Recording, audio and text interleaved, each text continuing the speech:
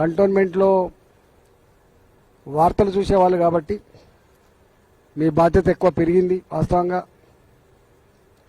మీరు చెప్తున్న మాటల్లో కని విని ఎరగని పద్ధతుల్లో ఎప్పుడు కూడా ఇంత జనాన్ని చూడలేదు. మేము లక్షలాదిగా తరలి వచ్చి మోడీ గారికి ఒక కొత్త ఉత్సాహాన్ని నింపిందని చెప్పి మీరు చెప్తుండ్రో దానికి కారణం గత 12 రోజులుగా ఈ పార్లమెంటు పరిధిలో 4 జిల్లాలు వస్తాయి. ఒకటి మల్కాయిరి మేడ్చల్ జిల్లా, ఒకటి మల్కాయిరి మేడ్చల్ రూరల్ జిల్లా, మూడవది సికింద్రాబాద్ జిల్లా, నాలుగవది రంగారెడ్డి జిల్లా. 4 జిల్లాల అధ్యక్షులతో పాటుగా మాజీ శాసనసభ్యులు, మాజీ శాసన మండలి సభ్యులు, రాష్ట్ర స్థాయిలో వివిధ హోదాల్లో ఉన్నటువంటి నాయకులు, మోర్చాలలో ఉన్నటువంటి రాష్ట్ర స్థాయి నాయకులు, జిల్లా స్థాయి పార్టీ మోర్చాల నాయకులు, డివిజన్ల స్థాయి నాయకులు, బూత్ స్థాయి నాయకులు, శక్తి కేంద్రాల నాయకులతో పాటుగా బస్తీలలో, గేటెడ్ కమ్యూనిటీలలో, అపార్ట్మెంట్లలో, కాలనీలలో ఉండేటువంటి పాలక మండలి కూడా వాళ్ళ సొంత కాలనీల కోసం, అపార్ట్మెంట్ కోసం ఎన్నుకోబడ్డ పాలక మండలి కూడా పూర్తి స్థాయిలో భాగం పంచుకోవడం, నార్త్ ఇండియన్ సమాజం, సౌత్ ఇండియన్ సమాజం, తమిళ్, కేరళ, ఇవాళ వారితో పాటుగా ఆంధ్రప్రదేశ్, వారితో పాటుగా నార్త్ ఇండియన్ సమాజం వాళ్ళు కూడా ఎక్కడికక్కడ మీటింగ్లు పెట్టుకొని మేము కుటుంబ సభ్యులతో పాటుగా వస్తామని చెప్పి వాళ్ళు ఏ మాట తెచ్చిండ్రో దాని ప్రకారంగా ఇది విజయవంతమైనట్టుగా మేము భావిస్తూ ఉన్నాం. మీరంతా సాక్ష్యం. నిన్న డాక్టర్లుగా, అడ్వకేట్లుగా, నార్త్ ఇండియన్ సమాజం ప్రజలుగా, బస్తీవాసులుగా, రాజకీయాలతో సంబంధం లేనటువంటి వాళ్ళందరూ కూడా వాళ్ళ సొంత కార్లలో వాళ్ళ పిల్లల్ని తీసుకొని, వాళ్ళ భార్యలు తీసుకొని మీటింగ్కి వచ్చిన తీరు ఇవాళ ప్రజాబలం, ప్రజల ఆశీర్వాదం మోడీ గారికి ఎంత ఉందో దాన్ని బట్టే మనకు అర్థం కావాలి. పరేడ్ గ్రౌండ్ నిండిన తర్వాత కూడా ఈ గ్రౌండ్లో ఎంతమంది అయితే ఉన్నారో అంతమంది బయట జనం ఉన్నారు. అటు కరీంనగర్ రోడ్ల కానీ, ఇటు కంటోన్మెంట్ రోడ్ల మీద కానీ, అటు ప్యాట్నీ రోడ్ల మీద కానీ పెద్ద ఎత్తున వాళ్ళు జనం ఉన్నారు. అంటే ఎక్కడ నిన్న సాయంత్రం నుంచి మొదలైతే ఇవాళ ఇప్పటి వరకు ఇంత గొప్ప సభను ఎప్పుడు చూడలేదు. గింత ఎర్రటి ఎండలో కూడా లక్షలాదిగా తరలి వచ్చి గింత విజయవంతమైందని చెప్పి నమ్మలే అని చెప్పి చెప్తా ఉన్నారు. దాంట్లో ప్రధాన భూమిక పోషించినటువంటి నియోజకవర్గం మొదటి నుంచి మీకు చెప్తా ఉన్నాం. ఎక్కడో ఆదిలాబాద్లో, కరీంనగర్లో, ఖమ్మంలో ఈ 45 డిగ్రీల ఎర్రటెండలో తల్లి రావాలంటే కష్టమవుతుంది. మల్కాయిరి పార్లమెంటు 40 లక్షల ఓట్లతో దేశంలోనే అతిపెద్ద పార్లమెంటరీ కాన్స్టిట్యున్సీగా ఉంది కాబట్టి, ఇక్కడ నాయకులకి, కార్యకర్తలకు కొదవ లేదు కాబట్టి, ప్రజల ఆశీర్వాదానికి కూడా కొరత లేదు కాబట్టి 1,00,000 మంది తరలి వచ్చి, మల్కాయిరి పార్లమెంట్ పరిధి నుంచి 1,00,000 మంది తరలి వచ్చి దీన్ని విజయవంతం చేస్తామని పిలిపించినాం. అట్లనే ఇక్కడ కంటోన్మెంట్లో కూడా మా మల్లికార్జును, బిఎన్సీను, మా నర్మదా, మా విజయానందు, అదేవిధంగా మా నాయకులంతా పెద్ద ఎత్తున నిన్న మీరు చూసింది ఇక్కడే పెద్ద ఎత్తున వాటర్ ప్యాకెట్లు వాళ్ళకి అనేక రకాల అన్ని ఏర్పాటు చేసుకొని పాదయాత్ర ద్వారా కూడా వచ్చిండ్రు. వేలాది మందిగా పాదయాత్ర ద్వారా కూడా వచ్చిండ్రు. ఇలా వాళ్ళందరూ కూడా మల్కాయిరి పార్లమెంటు పరిధిలో గొప్పగా పనిచేసిన మా నాయకులకు, కార్యకర్తలకు ధన్యవాదాలు తెలియజేస్తా ఉన్నా. అదేవిధంగా కాలనీ వాసులు కానీ, బస్తీ వాసులు కానీ, గేటెడ్ కమ్యూనిటీలో ఉన్నటువంటి వాళ్ళు కానీ అన్ని వర్గాల ప్రజలకు కూడా దీన్ని విజయవంతం చేసి మోడీ గారికి ఒక కొత్త స్ఫూర్తినిచ్చినందుకు మీకు ధన్యవాదాలు తెలియజేస్తా ఉన్నాం. గతంలో కూడా సౌత్ ఇండియాలో ఎన్నికల ప్రచారంలో భాగంగా మోడీ గారు మొట్టమొదటి అడుగుపెట్టిన గడ్డ మల్కాయిరి గడ్డ. మీరంతా సాక్ష్యం. అప్పుడు మోడీ గారు కూడా ఊహించని పద్ధతిలో బిల్డింగ్ల మీద జనం నిలబడ్డ తీరు, జేజేలు పలికిన పద్ధతి మోడీ గారిని కదిలించి వేసింది.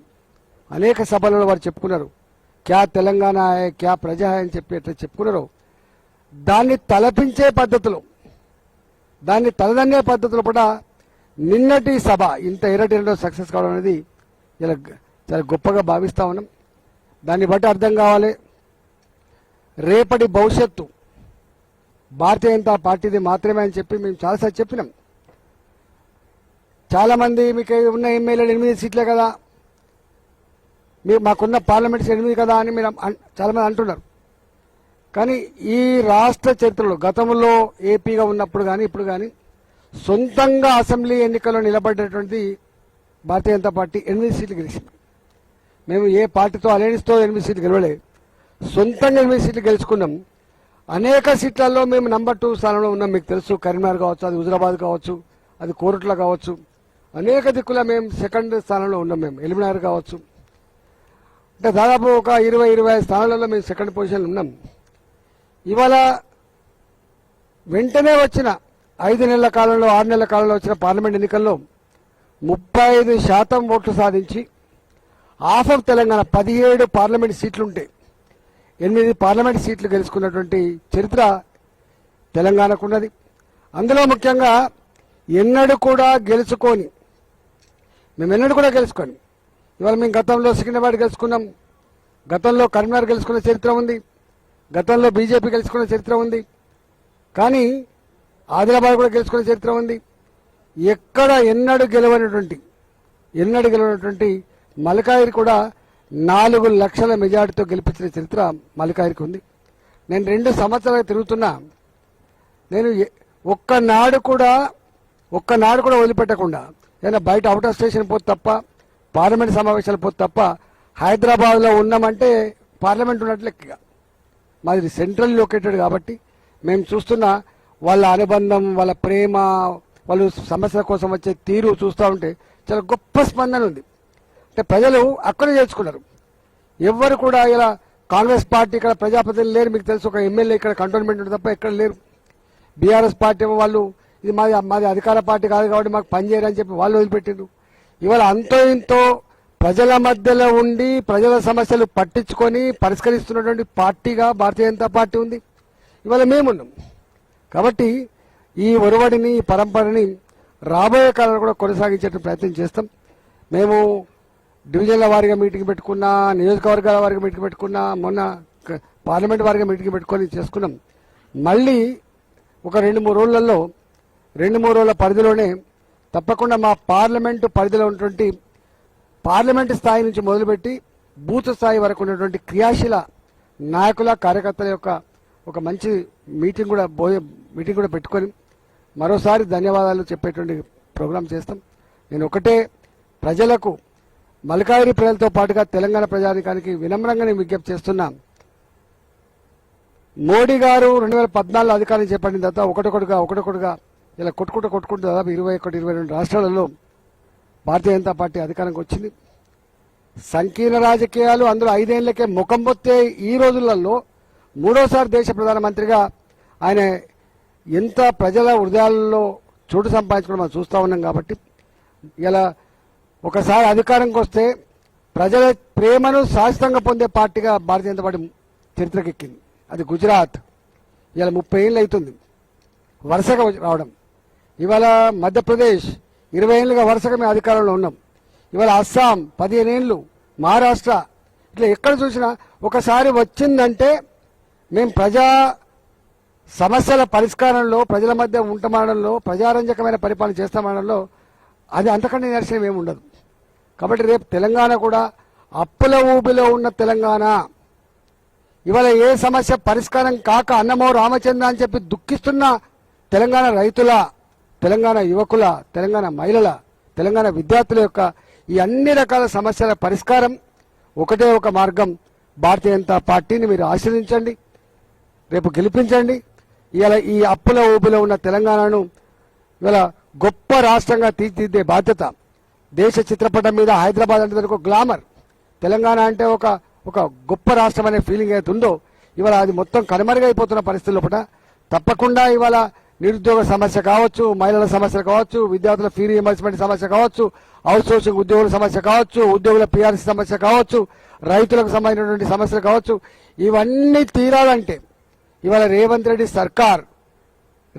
సర్కార్ ఒడ్డెక్కదాకా ఓడమల్లప్ప, ఒడ్డెక్కినాక బోడమల్లప్ప తప్ప వాళ్ళు సమస్య పరిష్కరించరు. కాబట్టి రాబోయే కాలంలో భారతీయ జనతా పార్టీకి అండగా ఉండండి, భారతీయ జనతా పార్టీని ఆశీర్వదించండి.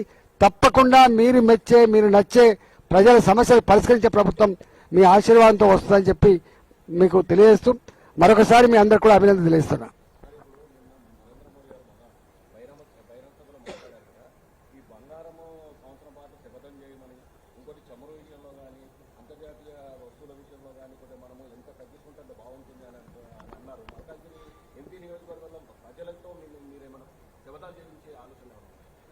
తప్పకుండా ప్రధానమంత్రి గారి నోటి నుంచి ఒక వాక్యం వెళ్ళిందంటే దేశ ప్రధానమంత్రి కాబట్టి ప్రజలు తప్పకుండా ఆలోచిస్తారు. ఆయన ఆలోచన విధానాన్ని మాలాంటి కూడా కింద తీసుకుపోయే ప్రయత్నం చేస్తారు. శపథాలు అనేది కాదు, వాళ్ళు వ్యక్తిగా ఎవరికి వాళ్ళుగా. ఇక్కడ ఇష్యూ ఏంటంటే విదేశీ మారక నిల్వలు తగ్గిపోతున్నాయి. ఇక్కడ ఉత్పత్తులు వాడండి. రెండవది, మనం ఇంపోర్ట్ చేసుకునే వాటి మీద కొంత ఆంక్షలు పెట్టుకునే, తక్కువ వాడుకునే ప్రయత్నం చేయండి.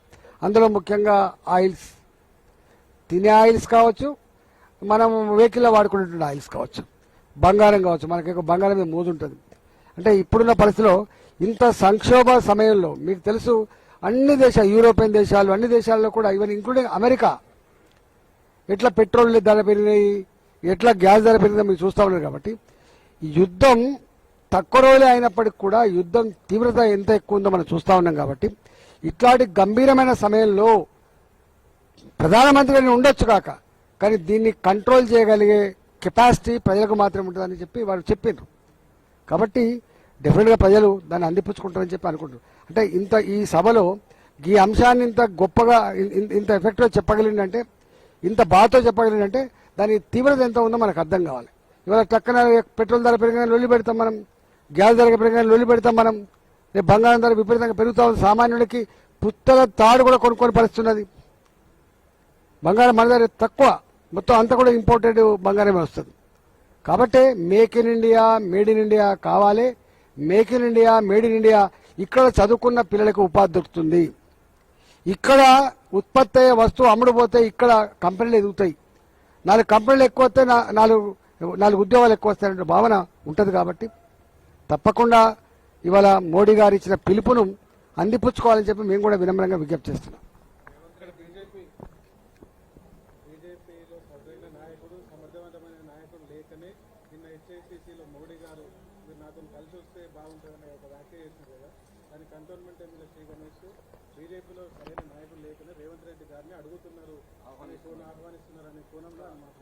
మాదరి నాయకులు దిగులేరండి, మేమంతా ఇంతమంది కనపడతలేమా? మా కిషన్ రెడ్డి గారు ఏమైనా తక్కువనా, మా లక్ష్మణ్ ఏమైనా తక్కువనా, మా బండి సంజయ్ ఏమైనా తక్కువనా? మేమున్నాం, మా డీకేఆర్నా ఉన్నది, మేమున్నాం, మా విశ్వేశ్వరుడు. మా దగ్గర నాయకులకు కొద్దిగా లేదండి, బ్రహ్మాండమైన నాయకత్వం ఉంది మా దగ్గర. మా దగ్గర ఉన్నంత నాయకత్వం మా దగ్గర కూడా లేదు. ఇష్యూ ఏంటంటే రాజకీయం చేయకండి, అస్తమానం రాజకీయాలు కాదు. ఇప్పుడు మోడీ గారు వచ్చినప్పుడేమో బ్రహ్మాండంగా ఉపన్యాసం ఇస్తారు వీళ్ళు. 9,000 కోట్లు, 9,500 కోట్లు, మీ ఆశీర్వాదం కావాలి, మీ ఆశీర్వాదం కావాలి. నేను మీకు గుర్తు చేస్తున్నాను, సేమ్ ఉపన్యాసం కేసీఆర్ కూడా ఒకసారి ఇచ్చిండు. గజ్వేల్ నియోజకవర్గంలో ఉన్నటువంటి జొండబండ, ఏదో కోమడి బండ దగ్గర ఇచ్చిండు. सिर्फ हम एक ही मांगता हूं, मैं एक ही रिक्वेस्ट कर रहा हूं, आपका आशीर्वाद चाहिए. मैं ये प्रोजेक्ट दे दो, वो प्रोजेक्ट दे दो बोल के नहीं पूछता हूं, मेरा सिर्फ आशीर्वाद होना बोल के किया था. उसके बाद क्या कहा, దాని తర్వాత ఏం మాట్లాడు, ఏం ముఖం పెట్టుకొని మోడీ గారు వస్తాడు. ఇగో ఇక్కడనే మీ పిల్లలకే మొత్తం వేసిండు, కొన్ని వేల పోస్టర్లు వేసిండు, నల్ల బెలూన్లు ఎగిరేసిండ్రు. అసలు పలకడానికి కూడా, ఉచ్చారణకు కూడా మంచిగా అనిపించని భాషను వాడినరు.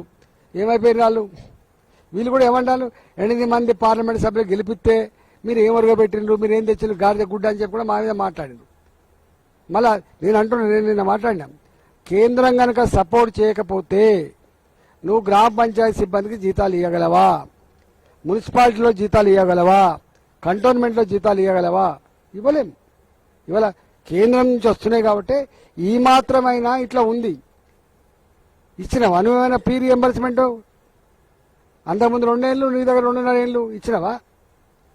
ఇంకా రిటైర్డ్ ఉద్యోగులకు వాళ్ళు దాచుకునే సొమ్ము, మనం ఇచ్చేది కాదు, వాళ్ళు దాచుకునే సొమ్ము. 30-35 సంవత్సరాలు పనిచేస్తే వాళ్ళ జీతంలో కట్ అయి జమ అయినటువంటి డబ్బులు ఇస్తలేకపోతున్నావు. రైతులకు ఇచ్చినావా? రైతు బంధు మొత్తం 1 ఎకరానికి ఒకసారి ఇచ్చిండు, 1 ఎకరానికి ఒకసారి ఇచ్చిండు. ఇచ్చినావా నువ్వు? మొత్తం ఇచ్చినావా? విద్యార్థులకు కార్డు ఇస్తా అని చెప్పి నువ్వు ఇచ్చినావా? మహిళలకు 2,500 రూపాయలు ఇస్తా ఇచ్చినావా? ఇప్పుడు ప్రజలు ఏమనుకుంటారు సార్, ఇక ఈయన అడిగి వేస్తూ, ఈయన ఉన్నే చేస్తాడు, ఇక లేని ఏమి ఇస్తాడని చెప్పి అనుకుంటారు. అంటాడు, మళ్ళీ మోడీ ఏమి ఇస్తాడు అంటాడు. ఇవాళ నేషనల్ హైవేస్ లెక్కలు తీయండి, రైల్వేస్ మీద లెక్కలు తీయండి, కమిషన్ లెక్కలు తీయండి. అందుకని మాటలు జాగ్రత్త మాట్లాడుకోవాలి.